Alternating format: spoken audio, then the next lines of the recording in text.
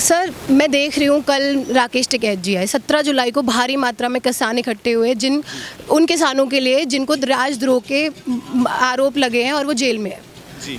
लेकिन राकेश टिकैत जी मिले पुलिस से, एसपी ऑफिस गए कल, वो है ना जी। उसमें बात ये हुई कि क्या बोलते हैं, अभी कानूनी कार्रवाई होगी, है ना।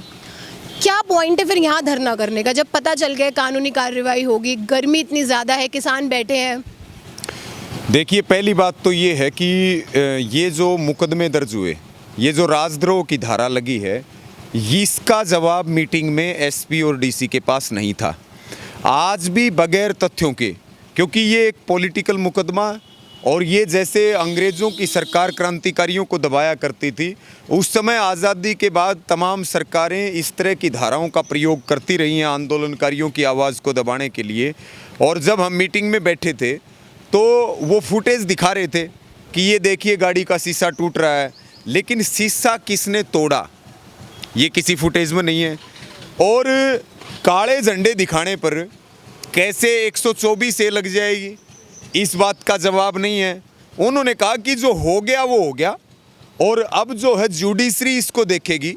हो सकता है कि हम गलत हों और आप सही हों, इस तरह की बात यहाँ के अधिकारियों ने कही। और पूर्ण तरीके से अगर हम देखें उस मीटिंग के अंदर, तो प्रशासन जो है वो हरियाणा की खट्टर सरकार के दबाव में हमारे आंदोलनकारियों के हौसलों को कमज़ोर करने के लिए और आंदोलन का केंद्र बदलने के लिए और आंदोलन को हिंसक और उग्र करने के लिए, और जो हमारी एक बहुत बड़ी कॉल है संयुक्त किसान मोर्चा की, संसद विरोध मार्च, जो मानसून सत्र में निकलेगा और जिसका पहला जत्था 22 जुलाई को जाएगा। कौन कौन शामिल होंगे वहाँ पे? उसमें करीब करीब हमारे 41 संगठन हैं, और 41 संगठनों में से प्रत्येक संगठन के पाँच व्यक्ति प्रतिदिन कार्य दिवस पे संसद की ओर कूच करेंगे। और 26 और 9 अगस्त को महिलाओं के जत्थे जाएंगे, महिला किसान नेताओं के नेतृत्व में। तो मैं आपको बताना ये चाह रहा था कि जो वो कॉल है संसद की, उस कॉल से मोदी सरकार बौखलाई हुई है, और जो इनकी राज्यों में भाजपा सरकारें हैं और विशेष तौर पे हरियाणा की सरकार, क्योंकि यहाँ हमारे 3 मोर्चे लगे हुए हैं हरियाणा की सीमा में, चाहे वो टिकरी बॉर्डर का मोर्चा हो, चाहे वो सिंगू बॉर्डर का मोर्चा हो, और चाहे वो ढासा बॉर्डर का मोर्चा हो। तो ये इस तरह के काम कर रही, कहीं अपशब्द बोले जाते हैं हमारी माताओं बहनों को, कहीं अश्लील इशारे किए जाते हैं, कहीं देशद्रोह की धारा लगाई जाती हैं, ये गुंडागर्दी चल रही। गर्मी बहुत है हम मानते हैं, लेकिन सर्दी में आंदोलन शुरू हुआ था। अश्लील इशारे की बात की आपने, उन्होंने माफ़ी मांग ली है नेता ने, है ना। मैंने कल राकेश टिकैत जी से एक सवाल किया, यहाँ महिलाएं कितनी सेफ हैं लेके, टिकरी बॉर्डर पर रेप की घटना भी सामने आई। मैं 7 महीनों से किसान आंदोलन कवर कर रही हूँ, तो मैंने उनसे ये सवाल किया कि सर, जब कल मैं यहाँ आई, मैं ये कवर कर रही थी, तब मेरे साथ किसी ने इनएप्रोप्रिएटली टच किया, तो उन्होंने उसका जवाब ना देते हुए ये बोला कि मैं सरकार के साथ हूँ, बल्कि मैं नेताओं से भी सवाल कर रही हूँ और किसानों का तो मैं संभाल ही रही हूँ कि पूरा देख आ रही हूँ लोगों को कि उन्हें क्या सुनना है। तो उन्होंने इसका जवाब नहीं दिया। आप जवाब देना चाहेंगे? देखिए, निश्चित तौर पे हम अपनी बहनों का, अपनी माताओं का सम्मान करते हैं, और कोई भी घटना अगर घटी है तो हम निश्चित तौर पर उस पीड़ित के साथ हैं। और आप लोग जो है इस आंदोलन को जन जन तक लेकर के जा रहे हैं, और इस तरह की जो घटना होती है हम उसके बिल्कुल उसकी निंदा भी करते हैं, और हम पूरी तरह से जो पीड़ित है उसके साथ हैं। टिकरी बॉर्डर की जो घटना आई, खुद संयुक्त किसान मोर्चा ने स्टैंड लिया, खुद संयुक्त किसान मोर्चा कार्रवाई के लिए आगे आया। तो आप देखिए कार्रवाई हुई। जो भी कोई माताओं बहनों के साथ गलत करेगा, हम निश्चित तौर पर उसके लिए कार्रवाई की मांग करते हैं, और हमेशा इस चीज़ का समर्थन करते रहें और आगे भी करते रहेंगे, क्योंकि ये हमारा हिस्सा नहीं है, हमारी ना ये संस्कृति है, ना ये मानवता है, और ना इस तरह की चीज़ें इस आंदोलन का हिस्सा। हम तो सड़कें भी जाम करते हैं, तो सबके लिए पानी की व्यवस्था करते हैं, खाने की व्यवस्था करते हैं, दवाइयों की व्यवस्था करते हैं। सड़कों के जाम की बात पे आऊंगी मैं। यहाँ पुलिस वाले मैं देख रही हूँ रुमाल लगा के सर पे है, पुलिस वाले परेशान है। इधर यहाँ ट्रैफिक चल रहा है, लोग परेशान है, उधर किसान तो परेशान है क्योंकि गर्मी बहुत ज़्यादा है। ये सब इतना ज़्यादा हो रहा है, सब परेशान है, तो यहाँ पे धरना देने का क्या फ़ायदा है जब कानूनी कार्रवाई ही होगी। ये बात आप जिले के डीसी से पूछिए, ये बात आप जिले के एसपी से पूछिए। वो अगर अपनी ताकत का गलत इस्तेमाल करेंगे, हम तो एसपी ऑफिस के परिसर में जा रहे थे, सेक्रेटेरिएट में उसका घेराव करने के लिए। आप ये देखिए ना कैसे तार बाड़ लगा रखी हैं। यही अधिकारी हमारे यहाँ 3 महीने पहले पक्का मोर्चा। सवाल ये है कि आप यहाँ पे आंदोलन धरना कर रहे हैं, बट फायदा क्या है? अब तो कानूनी कार्रवाई होगी ना। आप देख लेना फायदा रोहतक में क्या हुआ। मनीष ग्रोवर भी कहता माफी नहीं मांगूंगा। टोहाना के अंदर ये कह रहे थे हमारी रिहाई नहीं होगी। हिसार के अंदर भी कह रहे थे। यहाँ देख लेना आप क्या फायदा होता है। ये जो धरना है, ये जो मोर्चा लगा, यहाँ सड़क के ऊपर क्यों बैठे? एक साइड की सड़क हमने तो खोल दी कि जनता को परेशानी ना हो, लेकिन प्रशासन और सरकार तो चाहती है कि जनता को तकलीफ हो, इसलिए उन्होंने ये बाड़ खड़ी कर रखी है। हम आतंकवादी हैं क्या? हम देशद्रोही हैं क्या?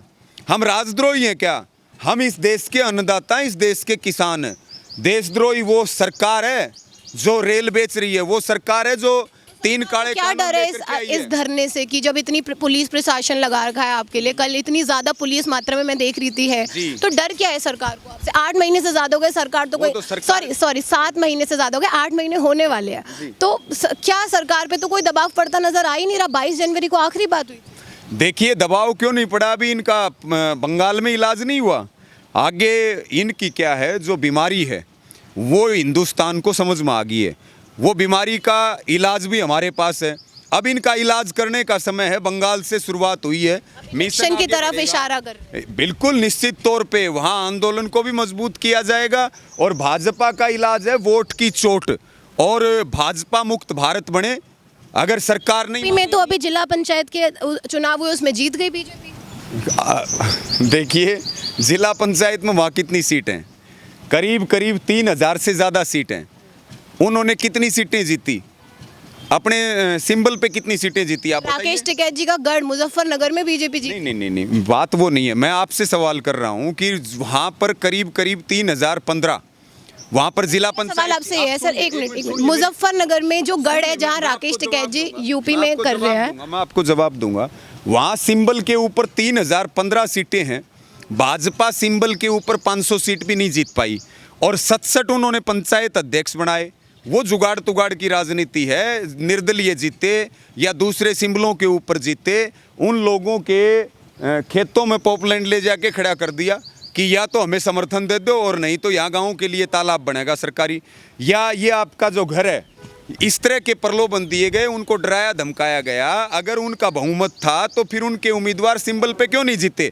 और मुजफ्फरनगर की आप बात कर रहे हो, वहाँ पर सिंबल पे कितने लोग जीते हैं, और वो पंचायत अध्यक्ष वहाँ पे बने हैं। बागपत के अंदर आपने देखा कि बाहर से उम्मीदवार ला करके उनको जो है पंचायत अध्यक्ष का उम्मीदवार बनाया। ये करने का मतलब ये था 2024 में भी फिर तो बीजेपी ऐसा कर सकती है। अगर आप इलेक्शन की तरफ इशारा कर रहे हैं कि आप हमें सबक सिखाएंगे जब इलेक्शंस आएंगे, तो 2024 में क्या आप नहीं कर पाए? 2024 की जब हम बंगाल तक इनको इंजेक्शन लगा करके आए हैं, संयुक्त किसान मोर्चा की जो अपील है वो बंगाल के लोगों ने सुनी है। और निश्चित तौर पर जहाँ जहाँ भी उपचुनाव हो रहे हैं, चाहे वो लोकसभा के हों, विधानसभा के हों, निकाय के चुनाव हों, वहाँ बीजेपी का पतन हो रहा है। केवल किसान नहीं, हर वर्ग इस बीजेपी की सरकार से दुखी है। मोदी सरकार की नीतियों से तंग है। महंगाई से सब परेशान है। शिक्षा का क्या हाल हो रहा है? ये जो सारी चीज़ें हैं, देश बेचा जा रहा है, देश की संस्थाओं को ख़त्म किया जा रहा है, लोकतंत्र को खतरे में डाला जा रहा है। कौन सी सरकार ने किसान के लिए किया सर? तानाशाही की तरफ आगे बढ़ा जा रहा है। निश्चित तौर पर सभी सरकारों ने हमारे हितों के ऊपर डाका डालने का काम किया, किसानों के विरुद्ध नीतियां बनाई हैं, लेकिन उन्होंने कम से कम, अगर हम वो पेड़ को ऊपर से काटते थे तो मोदी सरकार ने तो हमें जड़ समेत उखाड़ने की तैयारी की है। इसलिए अब आंदोलन चलेगा 3 काले कानूनों की वापसी के लिए, MSP के कानून के लिए, और इस देश के किसान की जो पगड़ी को ठोकर मारी गई है उसके सम्मान की बहाली होगी। तो आएंगे नहीं, आंदोलन चलेगा लंबा, और आंदोलन चलता रहेगा, लेकिन केंद्र में मोदी सरकार नहीं मिलेगी, और हरियाणा में सरकार नहीं। किसे देखते हैं आप सरकार? वो देख लेंगे, जो भी आएगी बीजेपी नहीं आएगी। और नेशनल में तो नहीं, मैं कह रहा हूँ बीजेपी नहीं आएगी। आगे जो भी आएगी वो ठीक काम करेगी तो ठीक है, नहीं तो उसका भी इलाज करेंगे बढ़िया। हमारा काम ही इलाज करना है, और कोई दूसरा काम ही नहीं हमारा। या तो वोट से चुनी हुई सरकार ठीक काम कर ले, ठीक काम नहीं करेंगी तो फिर उनका इलाज होगा और उनकी जो है बढ़िया सुताई होने वाली है। और ये काम अब चल रहा है पूरे हिंदुस्तान में। युद्ध होगा कहा था राकेश टिकैत जी ने, जिसपे वो काफी ट्रोल हो गए। क्या मतलब है युद्ध होगा उसे? नहीं, ये जनयुद्ध है, ये जन उन्होंने अभी बोला युद्ध होगा, मतलब जन युद्ध तो चल रहा है। आप अगर मैं कह लूं तो उन्होंने बोला युद्ध होगा, जिसपे वो ट्रोल हुए। नहीं तो इसमें क्या गलत है? ये तो एक युद्ध है ईमानदारी के बीच में और बेईमानों के बीच में, युद्ध है कमेरों के बीच में और लुटेरों के बीच में। और निश्चित तौर पे हम, क्योंकि जो बात आप जिस तरफ इशारा लेकर के जाना चाहते हैं, हम अहिंसावादी लोग हैं और ये बदलता हुआ हिंदुस्तान है। आज इस आंदोलन के ऊपर पूरी दुनिया की नज़रें हैं। ये बहुत शांति प्रिय आंदोलन है और शांति के कारण ही आज मोदी सरकार की पूरी दुनिया में क्या छवि बन चुकी है, हिंदुस्तान में क्या छवि बन चुकी है, किसान मजदूर गरीब के बीच में क्या छवि बन चुकी है। और ये वही लोग बैठे हैं जिन्होंने भाजपा को वोट दिया था, वहाँ मोर्चों पे भी वही लोग बैठे हैं जिन्होंने बीजेपी को वोट दिया था। हमारे वोट से सरकार बनी है मोदी सरकार।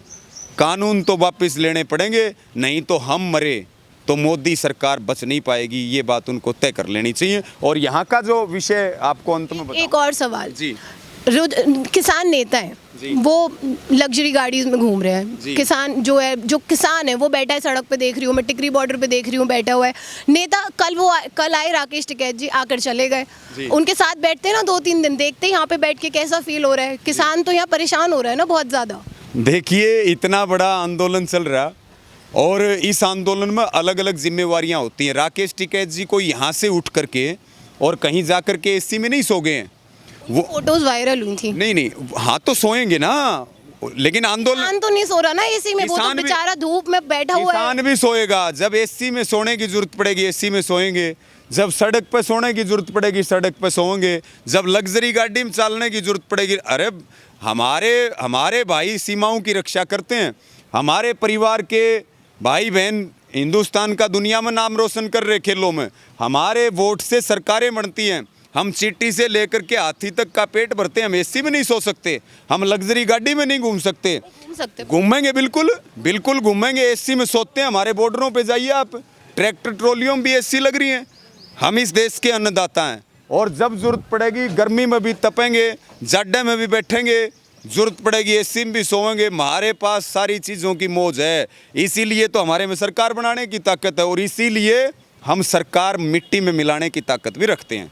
जी ठीक है। अब एक और सवाल कि यूथ जो है बहुत ज़्यादा बढ़ चढ़कर इसमें हिस्सा ले रहा है। जी, आंदोलन पहले भी हुए, जाट आंदोलन हुए, जिन युवाओं पर देशद्रोह के आरोप लगे वो आज भी जेल के चक्कर काट रहे हैं। और अभी देखा गया राजद्रोह के इन पर भी आरोप लग रहे हैं, मुकदमे चल रहे हैं।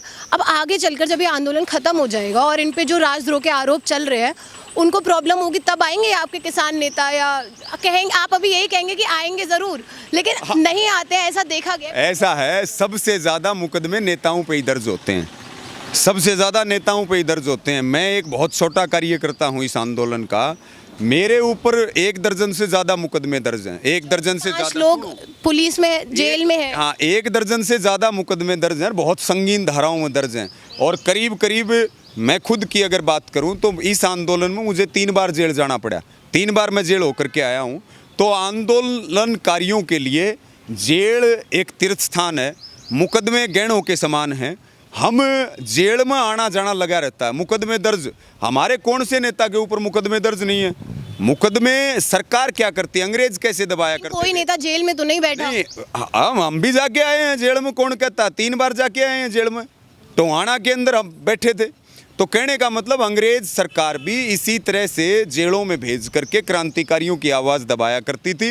लेकिन जब जेल जाएंगे, जब मुकदमे दर्ज होंगे, युवाओं पर मुकदमे दर्ज होंगे, किसान भाइयों पर मुकदमे दर्ज होंगे, तब आंदोलन और बढ़ेगा, हमारे हौसले और जज्बे में बढ़ोतरी होगी और ये जो बीजेपी सरकार बैठी है इसका पतन निश्चित है। ये बात आप अपने न्यूज़ 24 हरियाणा पर ये लिख के ले जाओ कि ये दोबारा सत्ता में नहीं आएंगे, इनको मिट्टी में मिलना है।